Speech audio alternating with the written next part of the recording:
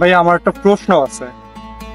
কুরআন এক, রাসূল এক, তাহলে আমরা মুসলিমরা এত দলে দলে বিভক্ত কেন? এটা কিভাবে সম্ভব? আপনার প্রশ্নটা খুবই সুন্দর এবং এটা শুধু আপনার প্রশ্ন না, এটা আমাদের লক্ষ কোটি মুসলমানের হৃদয় আর্থনা।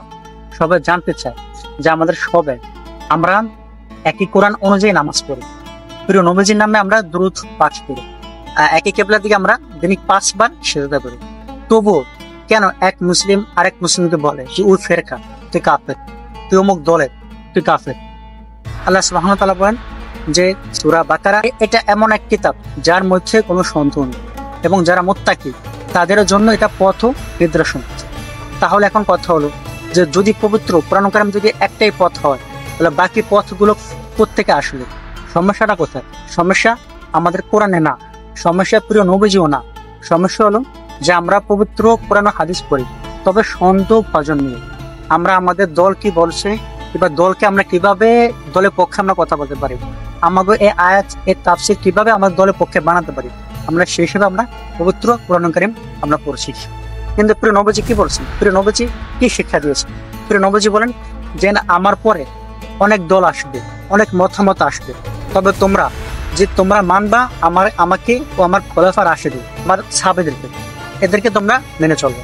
এখানে প্রিয় নবীজি কি শিক্ষা দিয়েছেন? তিনি বলেছেন তোমরা জানো যে আমার পরে আমার উম্মার অনেক মতামত হবে, অনেক দলে বিভক্ত হয়ে যাবে, তবে তোমরা আমার ও আমার খোলাফা রাশিদিনের সুন্নাহকে তোমরা আঁকড়ে ধরো।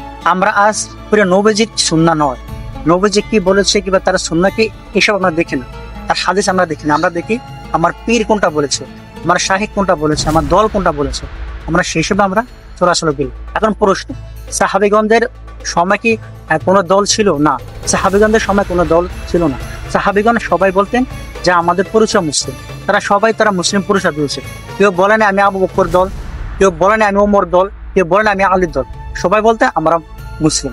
এবং তাদের মধ্যে কিছু বিভক্তি কিংবা কিছু বিভাজন ছিল, তারা এই বিভক্তির কারণে তারা কখনো এক মুসলিমকে আরেক মুসলিম হিসাবে তারা পরস্পর তারা ভাবেন, তাদের হৃদয় ছিল এক সুতোর গাথা।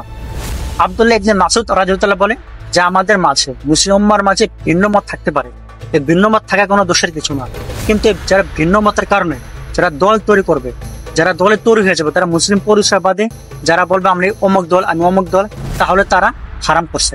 দল পার্থক্য করা এটা হারাম। আজকে দলবাজি করার ফলাফল আমরা একই দিনে 2 ঈদ করি এবং আমরা এক দল অপর দলকে কাফের বলে মনে করি, এবং এক দল কোনো বিপদে পড়লে, এক মুসলিম দল কোনো বিপদে পড়লে আরেক মুসলিম দল তাকে রক্ষা করি না, বরং তাকে আরো বিপদে ফেলে রেখি।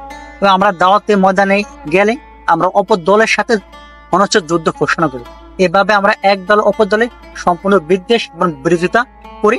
কারণ আমার দল কিভাবে প্রমোট করা হবে, কিভাবে আমরা এক দল থেকে আরেক দলকে কিভাবে আমরা হারাবো।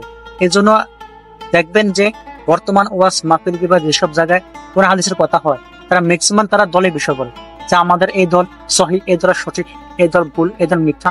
তারা এইসব বিষয়ে তারা বেশি বক্তব্য দেয়। আসলে আমার উচিত না। আপনি জানেন এক মসজিদে একই কোরআন তেলাওয়াত করা হয়, একই নবীজির হাদিস পাঠ করা হয়, সহিহ বুখারী মুসলিম পাঠ হয়, তারপরও সেই মসজিদে আরেক মসজিদের ইমাম সাহেবকে সালাম দেয় না, সম্মান দেয় না, এবার তাকে ঘৃণার চোখে দেখে। তাহলে উম্মার যদি এই অবস্থা হয়, এইটাই কি উম্মাহ? ইসলামের দৃষ্টিভঙ্গি দেখে এটা কি বলে? আল্লাহ সুবহানাহু ওয়া তাআলা বলে যে সূরা হুজরাত আয়াত নাম্বার 10 যে তোমরা পরস্পর তোমরা ভাই। আল্লাহ সুবহানাহু ওয়া তাআলা বলেন সূরা আল ইমরান অধ্যায় 3 আয়াত 103 যে তোমরা আল্লাহ সুবহানাহু ওয়া তাআলা রুজুকে মানে কোরআন ও হাদিসকে তোমরা শক্তভাবে তোমরা আঁকড়ে ধরো। এবং আল্লাহ সুবহানাহু ওয়া তাআলা বলেন সূরা আল ইমরান আয়াত 104 যে তোমরা দাওয়াতের কাজ করার জন্য একটা সত্য টিম গঠন করো, তোমরা মুসলিম উম্মাহ এক হয়ে তোমরা দাওয়াতি কাজ করো। আল্লাহ সুবহানাহু ওয়া তাআলা এখানে বলছেন যে তোমরা দাওয়াতি কাজ করবা, তবে এক হয়ে, কোনো দল কোনো বিভক্তি হয়ে না। কেউ বলে ভাই ফেরকা তো হবে, এটা তো হাদিসে আসছে, নবীজি বলেছে 73 দল হবে। হ্যাঁ, প্রিয় নবীজি বলেছে 73 দল হবে, এটা বলেনি এবং বলে নাই তোমরা ওনাকে গোমরা মনে করো। তিনি বরং বলছে এটা যে যারা আমার ও সাহাবীদের পথ অনুসরণ করবে তারা এই সৎ পথে থাকবে। ভাই আমাদের এক পথ হবে, আমাদের পরিচয় হতে হবে মুসলিম, অন্য কোনো বাকির দল নয়।